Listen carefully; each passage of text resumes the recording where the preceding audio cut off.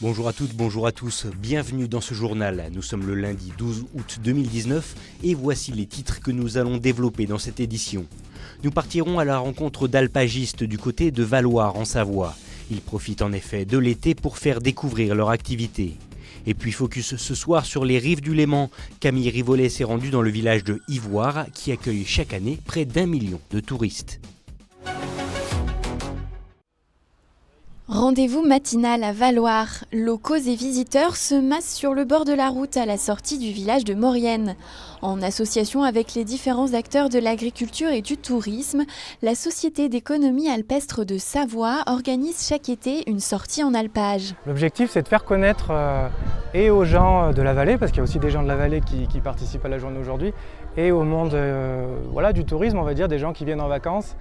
Qu'est-ce qui se passe à l'alpage et pourquoi est-ce qu'il y a encore, j'allais dire des Indiens, c'est pas le terme exact parce que c'est encore une pratique qui est pas folklorique, qui est vraiment ancrée dans l'économie, mais du coup, expliquer pourquoi est-ce qu'il y a des gens qui montent à la montagne, qu'est-ce qui s'y passe, comment est-ce qu'ils pratiquent ça, et puis de fait aussi, quel lien ça peut avoir sur les habitants locaux et puis sur les gens qui viennent en vacances et comment est-ce que chacun doit se comporter pour que la montagne soit apaisée, on va dire, et que tout le monde trouve sa place dans ce paysage-là. Cette année, c'est l'alpage au vin des Balais qui accueille les curieux.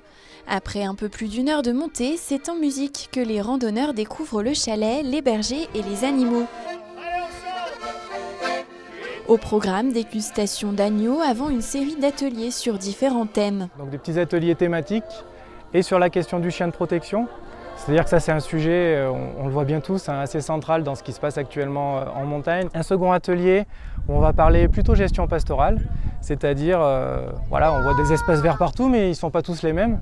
Donc ça veut dire comment est-ce que quand je suis berger, quand je suis éleveur, j'appréhende cette montagne, quelle influence j'ai sur cette montagne, l'histoire bien sûr parce que c'est une histoire séculaire, donc qu'est-ce qui s'est passé pendant les décennies et siècles précédents.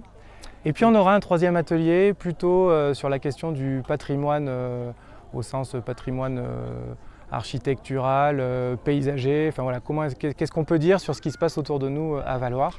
Pour les alpagistes, ces journées sont essentielles pour expliquer au plus grand nombre leur activité. On a pu faire découvrir aussi nos produits locaux, la dégustation de viande d'agneau, les fromages à base de brebis, de lait de brebis, qui sont produits non loin d'ici.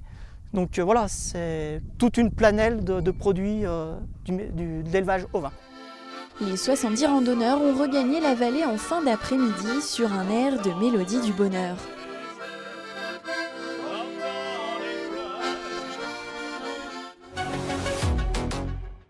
On prend maintenant la direction du Léman, et plus précisément de Ivoire.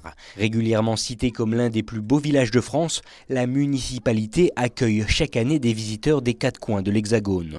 Et malgré un mois de juin pluvieux, le tourisme bat aujourd'hui son plein sur les bords du Léman. Comme nous l'explique le directeur adjoint de l'Office du tourisme intercommunal Destination Léman, il répond aux questions de Camille Rivollet.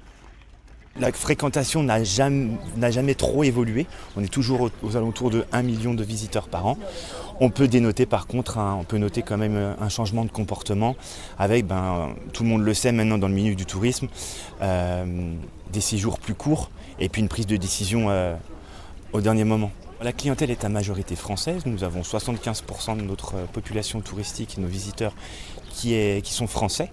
Et puis les 25% restants, donc c'est une clientèle étrangère qui se répartit entre nos voisins suisses, des Belges, d'Allemands. Et ensuite on a des marchés un peu plus lointains comme les pays arabes, la Russie et puis le Royaume-Uni. Ivoire, c'est la marque ombrelle, on va dire. Mais Ivoire n'a pas autant d'hébergements. On a 80 chambres d'hôtel, donc Ivoire ne pourrait pas recevoir autant de monde. C'est avant tout une clientèle qui est excursionniste. J'entends par là qui arrive le matin ou l'après-midi et qui repart le soir. Et on a des clientèles dans ces jours qui va se répartir sur toute la destination Léman, sur les bords du lac Léman, mais bien entendu aussi sur l'arrière-pays. Et ça fait beaucoup de bien.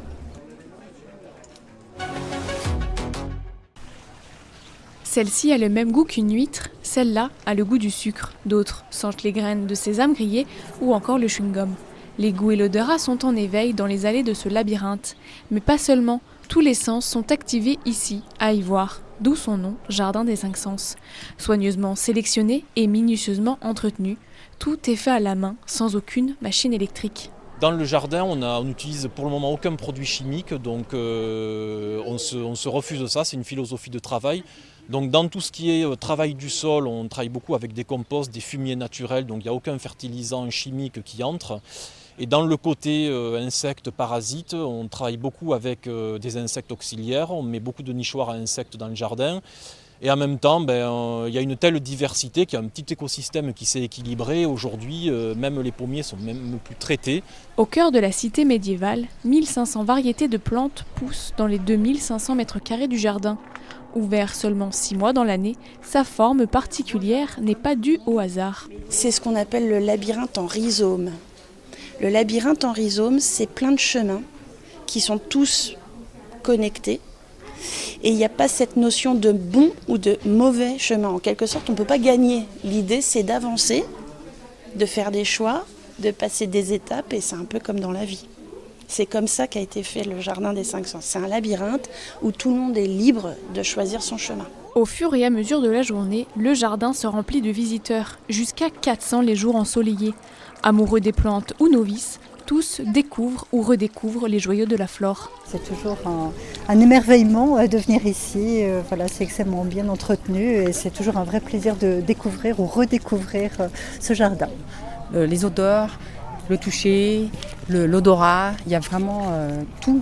Il y a tellement de choses à voir qu'on n'arrive même pas à voir tout en même temps, mais c'est très bien fait, bien organisé. On a découvert aussi des plantes qui ont la saveur de l'huître, enfin la feuille qu'on mâche a la saveur de l'huître, ça c'est une grosse découverte. Serpenter les allées, se rafraîchir à l'ombre ou apprendre les vertus des fleurs, c'est une promenade florale incontournable. Chaque année, 45 000 visiteurs environ viennent voir le poumon vert d'Ivoire.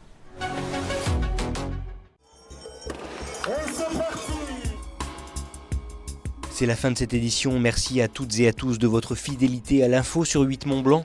On se quitte avec quelques images des championnats de France de trail qui étaient accueillis ce week-end par le Méribel Trail. Vous voyez ici l'épreuve de 50 km sur laquelle la Vosgienne Sarah Vieille s'est imposée en 6h57 chez les dames. Côté homme, c'est Clément Mollier qui a fini en tête en 6h, 6 minutes et 9 secondes. Quant à moi, je vous souhaite une belle soirée et à très vite sur notre antenne.